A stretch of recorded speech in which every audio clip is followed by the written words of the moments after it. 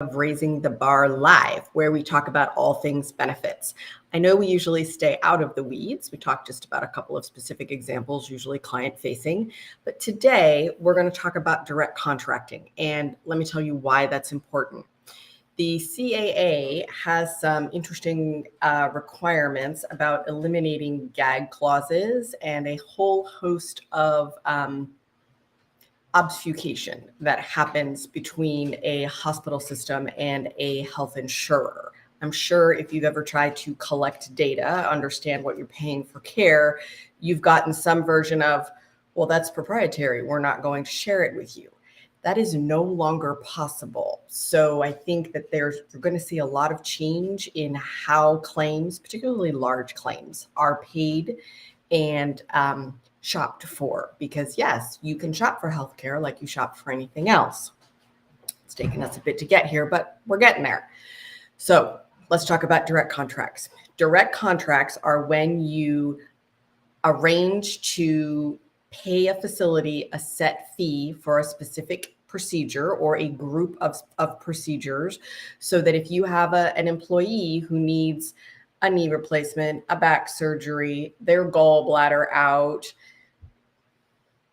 whatever, obviously not emergent kind of things, but you have a fixed price for that. There is a benefit not just to you, but there is a benefit to the provider for that as well. In those arrangements, typically, we have agreed to a service is covered at X cost, whatever X cost is, and the facility is paid quickly. Typically, they're not even paid on a claim, they're paid on an invoice because the pre-auth takes care of the pricing agreement.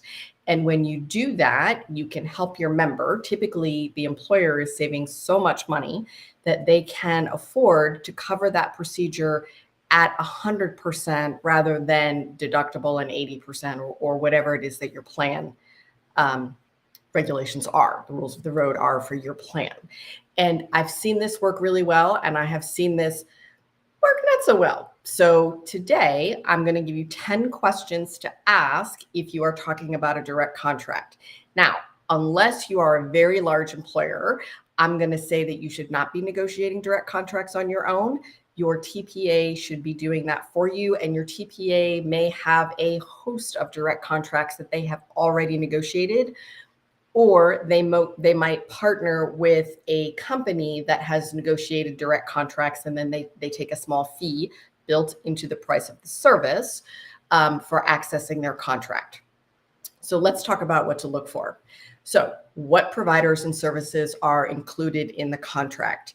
There is a reason that there is this balance bill negotiation and out-of-network Fair Payer Act business going on, because if I'm unconscious and I'm having my knee replaced, I really can't say who's looking at my x-ray or who's doing my anesthesiology, and that can really harm somebody.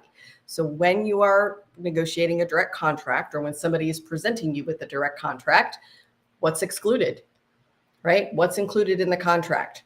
Are there any services that are not covered under the contract? And if so, are they things that there is a negotiated fee for? And let me give you an example. I need my knee replaced. I use knees a lot. They're a good example, and lots of people have knees that need to be replaced. Let's say that I have negotiated, I go to X facility for knee replacements. The surgeon is great, the staff is great, anesthesiologist on staff, on board, all pricing great. Normally that procedure requires 2 screws, and I am making this up. So if you're an orthopedic surgeon and I'm wrong, I'm wrong. Needs 2 surgeries, needs 2 screws. But if something happens and there needs to be 4, is the price of those screws negotiated? Okay. And do you need 4 because they fell on the ground, or do you need 4 because there's a different kind of apparatus being used? Those are 2 very different questions. 3, how will the cost be determined? Sometimes it's a multiple of Medicare. Sometimes it's a cost plus basis. It doesn't really matter as long as you think it's a fair price. Are there any financial incentives or penalties built into the contract to encourage high quality, cost-effective care?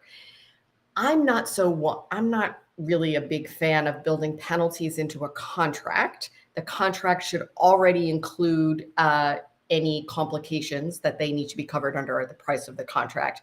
What I am a big fan of is ensuring ahead of time that the member is seeing a high quality provider. And I know that's a very controversial subject, but there are ways to do it fairly.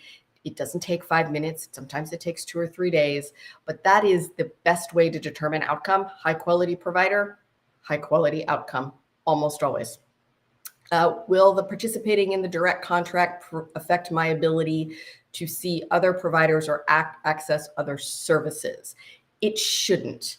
Everything you need for the surgery or the procedure should be included in the contract, but anything that happens outside of the scope of that contract, that's a separate provider, separate relationship, all that kind of stuff.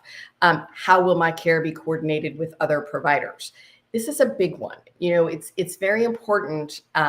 First off, it's very important to have a primary care physician. Okay. And most people don't have one. The primary care physician will help you manage your life, right? Are you eating? Are you sleeping? Your blood pressure is elevated. Let's talk about why. Do we need to put you on medication? Can we moderate this with exercise and diet? Take care of a lot of the little things that happen and prevent bigger things from happening.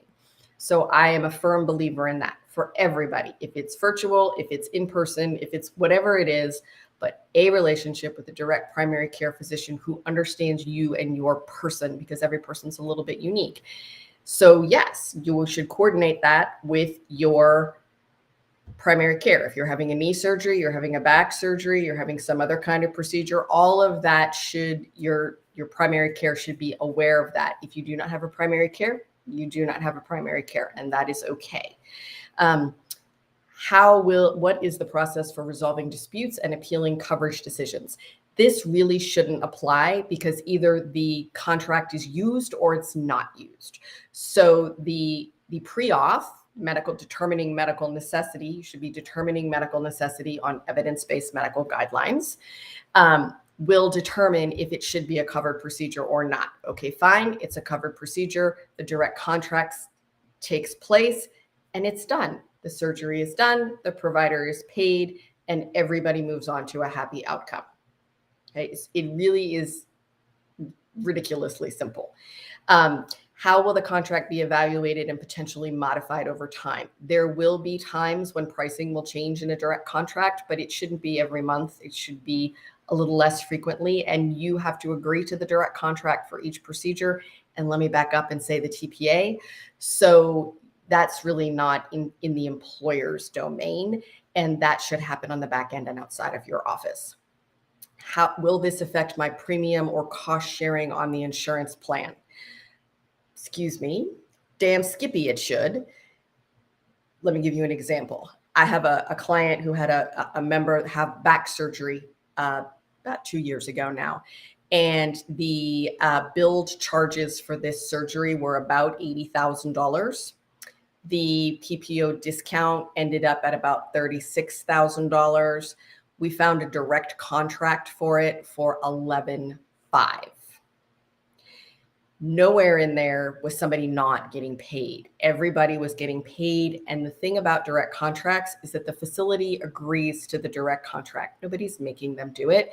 It is agreed to ahead of time. So everybody knows what's happening. Okay, so there's no RBP, there's no balance billing, there's nothing. There's a direct contract. The patient comes in, they say, okay, here's my certificate for my procedure. Paper, please, no paper. App, here's my QR code gets scanned, and off you go. That is how this should be. So it affects the employees out of pocket cost in a really positive way. And it affects the employer's total cost for care. And you know that we believe that employers should pay a fair price for healthcare and for as much healthcare as their employees consume, but really as much as they consume and not anything extra. So this is a way to help accomplish that. And finally, how will the contract impact my existing coverage of benefits? Well, if you are an employer and you are creating a health plan, you can build direct contracts into your program. This is easier and simpler than simply using RBP. It's a little easier for the facility because they know what they're getting paid up front and they're agreeing to it. And typically the savings is so much that it is beneficial for the employee as well and easier for the employee. And then they don't have to come up with a $2,000 or $5,000 deductible, which often makes people delay care, in which case it's worse. I have another client who has a gentleman that 5 years ago needed a knee, and he never did it because he didn't want to take off work. And now he needs 2 knees. So we want to get people care as quickly as possible. And direct contracts are a simple way to facilitate payment and allow you to choose everything: the provider, the facility, the anesthesiologist, the radiologist, everything. And to me, that is about being in complete control, paying a fair price, and only for the healthcare that your employees consume.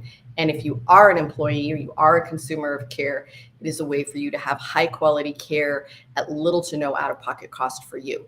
It is one of the rare win-win situations. So think about it. Think about how the new CAA requirements are going to impact your plan and how you can use direct contracts to your benefit. I know this one was a little bit in the weeds, but I think that employers are going to need to get in a little bit in the weeds, understand how to make this work for them, and then pitch it back to their vendor partners, back to their advisor, back to their TPA, third-party administrator, insurance carrier. That really is how this should work.